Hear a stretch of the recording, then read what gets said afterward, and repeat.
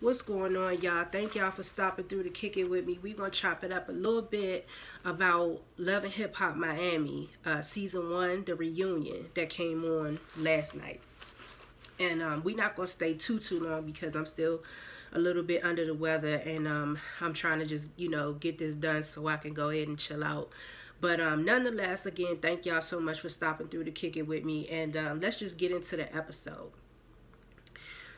The conversation starts out with Nina talking a little bit with Bobby, Trina, and Trick. And we get some insight, and I'm glad we did, into why Trina had been so standoffish toward Bobby. And that's because Bobby is from her dad's side of the family, and she don't deal with that side. And Bobby came along later in her life. They didn't grow up together or anything like that. So basically they are relatively new acquaintances, and because of the fact that Bobby is from her dad's side and that she already don't deal with him, she already probably kind of had a mindset, toward him, and was leery of him to begin with, and then compounded with the fact that Bobby is a lot to take. So that kind of just explains that perspective from her during the season, and I'm glad they clarified that. That don't mean I feel like she it was right for her to treat him a certain kind of way, but it did help to put it into perspective or whatever. But the good thing about it is that Bobby on the season finale did say that they in a better place, and it clearly does look like they are in a better place. And they got into a little bit of talk about how Bobby still feel about Trina not supporting him, and he changed his mind, because he's like, I get it now. She's got her hands in a lot of different pots, and so I get it, and it also seems like Trina is kind of sort of warming up to him a little bit more. Shout out to Trick, because Trick did give him his props about his music, and he said, I heard a song from Bobby that is bigger than a lot of what's even out there now, but the problem is that because he's an openly gay man, they probably try to put him in a box. But Bobby always got to come back, and he's comical. So when Trick mentioned the box, Bobby was like, yeah, so I'm gonna just kick my way out of that box. You know what I'm saying? He kicked his leg up in the air. It was cute. I like Bobby. Bobby really got that fire in him. Like he just needs some guidance and some nurturing, and I'm hoping that that's how his relationship develops with Trina. And shout out to Miami Tip too, because I was just side-eyeing her a little bit throughout the season. I thought she ain't really had no purpose, but shout out to her, because she clearly is a good friend to Bobby, and she got Bobby's back. So that's what's up. Rooting for Bobby. And he got into it with Alvin. Okay. Alvin, I mean, I don't really know what to make of that situation, because I kind of feel like Alvin kind of probably took his cue from Trina, the way he treat Bobby. He probably kind of saw the way Trina was treating Bobby, and he thought it was okay to treat Bobby like that too. And so he just is taking it way too far, and they going back and forth. Bobby, Alvin told Bobby he looked like an ancient fucking light bulb, and all of this shit going back and forth. I'm rich and you're broke, and talking to Bobby, talking about, yeah, when you kneel down before the queen and kiss my feet and all of this bullshit. Listen, Alvin can go. Just don't come back for the next season, because I ain't really, that shit is just negativity. And hopefully, like I keep saying, this relationship with Bobby and Trina, I hope this is something that develops positively, and hopefully we'll see that in season 2. But moving on to motherfucking Bucky, Pleasure P and them. Bucky's hair, that shit was fucked up. I don't know what look she was trying. I mean, you know, the sides was shaved, and then she had this piece of lace front with the girl. You So her ass can go away too. I don't know, because she just always on the same shit, and it's just tiring. It's exhausting. But anyway, Nina was talking to Pretty Ricky about asking them why did the group break up, and pretty much everybody was saying the same thing, kind of sort of along the same lines, like the money was being mismanaged, and they was young, you know, they was kids and everything, and it just kind of got out of hand, so it just spiraled out of control. Everybody was pretty much saying that same thing except for Woe. And again, right here, Woe want to get all puffed up, if he can get any more fucking puffed up. He all talking about that ain't why, and the reason why we broke up is because P decided he wanted to go solo. And I don't know, for real, it seemed to me like they probably broke up. He had a lot to do with them breaking up. They probably didn't want to deal with him.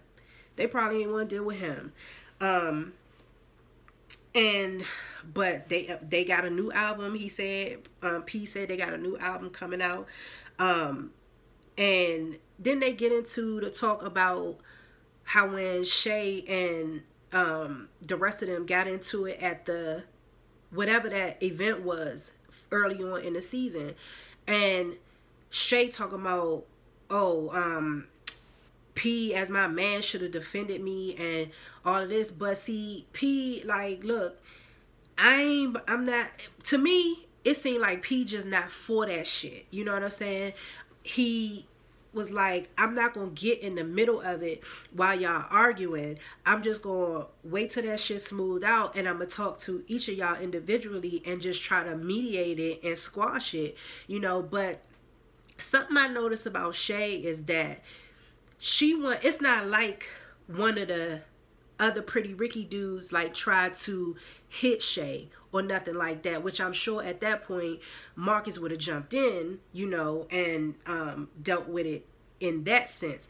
But they was just going back and forth arguing. Shay started that shit, and Shay wanted Marcus to jump in it with all of that mouth popping shit like she do. Shay want somebody on that same ratchet shit as her, and as she is, and Marcus just ain't with that shit. So they was a mismatch anyway.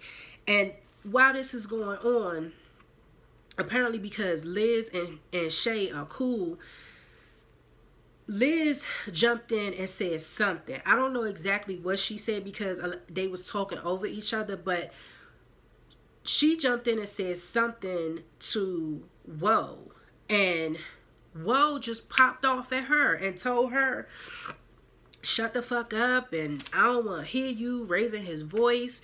And then Nina was like, wait, whoa, we not gonna do that. Like, everybody gonna get a chance to talk, you know, that's the purpose of the reunion. We gonna talk about it, so just chill out. And then he decides to get buck with Nina and was like, yeah, but you ain't gonna check me about no bitch. And Nina was like, motherfucker, yes the fuck I am, because I'm sitting right here in the middle. So, I mean, you know, what we doing? And then he backed down. You know what I'm saying? People kill me with that shit. Like, people kill me getting all funky with you, and then when you get funky back with their ass, then all of a sudden they want to get all meek and timid and docile and apologize. Okay, how about you just mind your fucking manners out the gate, okay? Because he didn't have to do all that. He did not have to do all that. I don't know. I think he got that little man problem. You know what I'm saying? You ever run across a little man that just barking and growling all the time because they insecure about their size?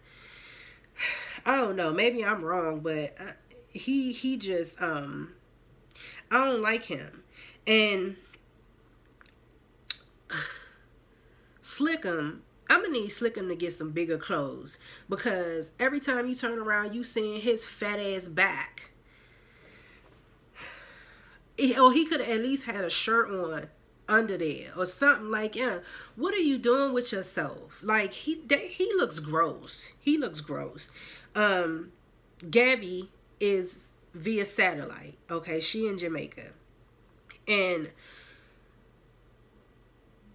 Woe says Gabby's an opportunist. Now, we was all saying that pretty much, like, you know, and I was thinking the same thing, that now all of a sudden Pretty Ricky look like they about to get back together, and here she pop up. So you know, it just is what it is. But she swears up and down it's not like that, you know. And so something else happened in there during the Gabby conversation. Oh,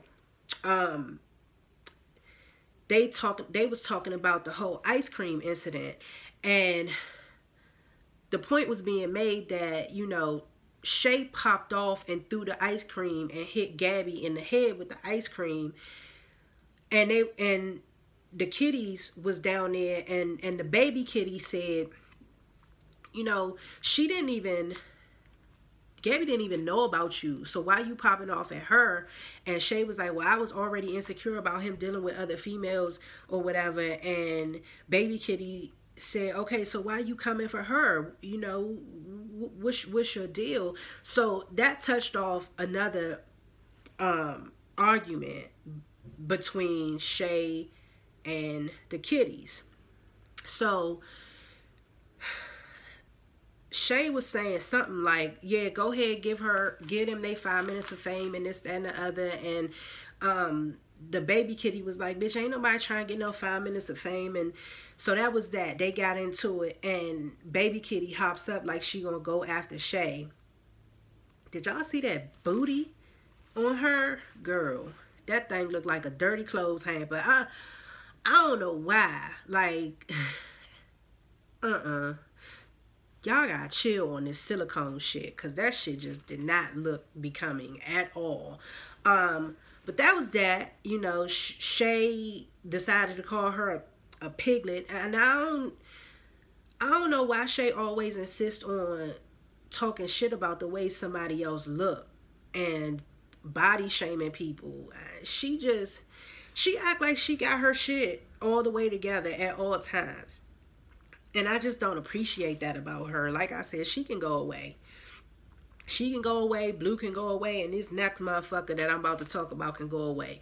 Damn, Malik's ass. They bring up Malik and Jeffrey and Bobby's situation. So, the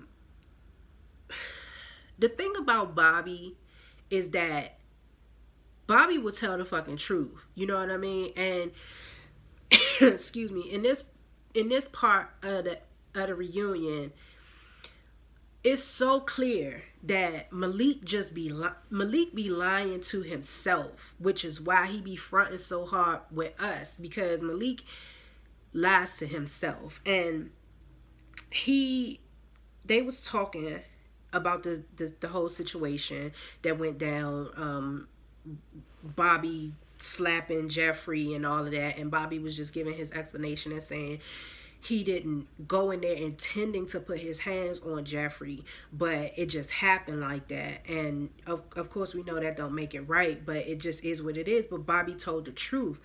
Meanwhile, Malik decides to break up with Jeffrey, wait till the show to break up with Jeffrey. Apparently they had gone there together, and he decided to, as they're sitting there on the stage, say him and Jeffrey is no more. Okay. Jeffrey said that's the first time he ever heard of that. He knew they were going in that direction, but he wasn't expecting for that to happen. So then, and I'm noticing Malik got a problem with pronouncing his words. The whole, from earlier on in the season, feminine thing, and then he something else he said on here, when I'm like, I mean, how is he in any position to be talking shit about Bobby? about anybody for that matter. You know what I'm saying? The way he come off is like he got his shit all the way together, somewhat kind of like Shay, you know, but Bobby is, Malik is so much more offensive with it. And this is why. He wanted to address him using the word faggot, okay? And as he's talking, we see the clip, the flashback about him talking about is gay men, is faggots, according to him, is masculine, some dumb shit he got concocted in his mind to try to make himself feel better about him being so insecure. But according to him, he's masculine. He's a masculine gay man. But bitch, no you're not. No you're not. I don't know. And he claims that he didn't use the word faggot to get at Bobby in any kind of way, but yes he did. And Bobby was like, Bobby didn't think that Malik used it in a derogatory way towards him, but at the same time he's saying, you know, you on this platform and it's people in our community watching this, so why can't you be exemplary for them, you know, instead of being messy and shit. But you know, and then back to that whole, excuse me y'all, my shirt ain't right, something ain't right with my shirt, but back to that whole breakup situation. I really think that Malik broke up with Jeffrey on the show to try to save face. I really think he did that for his own vanity, because he saw how that shit played out. By the time the reunion aired, I'm pretty sure he saw how that whole shit played out and how dumb he looked. So he knew he was wrong from the gate getting with Jeffrey. So he decided to seize that opportunity to save face so he wouldn't later on get dumped by Jeffrey. That's what I think. I could be wrong. Y'all let me know in the comments what y'all think. Oh, and then this Malik is like, we shouldn't feel no type of way about the word faggot because we've heard that word in life all the time before, like just how like the word nigga. I can't with him.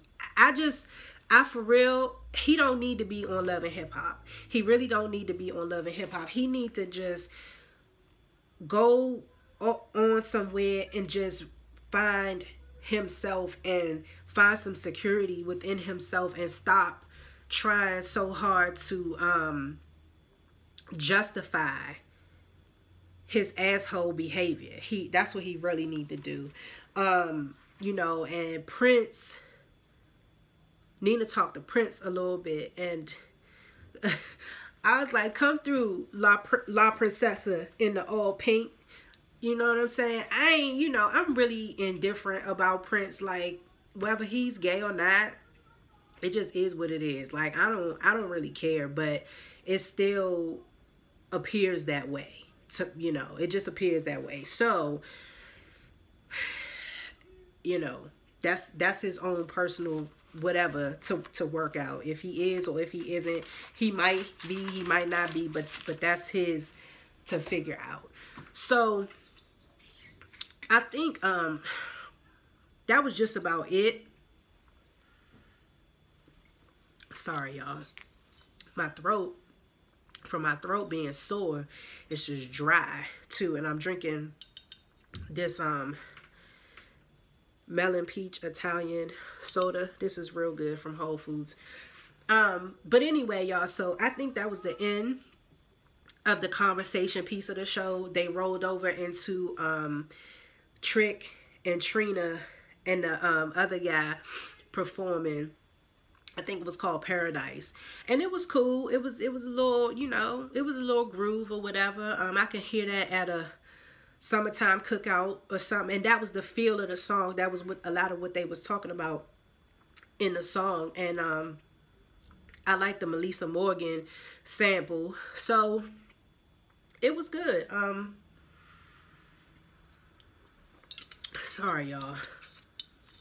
A sore throat is miserable to have. So anyway, y'all, that was that. I'm waiting on the next part to see where we go from here, but it was a good reunion. Nina looked real nice. Bucky's hair was fucked the fuck up. Trina's under eye highlight matched her wig. Miami Tip, you know, that ponytail, it just didn't look like it was dense enough. The wig wasn't dense enough to give her a nice ponytail, but you know, I like how she got Bobby's back. And let's see, who else? Woe in his suit, whatever. I mean, it was just whatever. And let's see, who else? I can't really remember what nobody else had on at the moment, but Nina looked really, really nice. So anyway, y'all, that's it. That's the end. We'll see y'all again. We'll see each other again next week for part 2 of the reunion. All right, y'all, take it easy.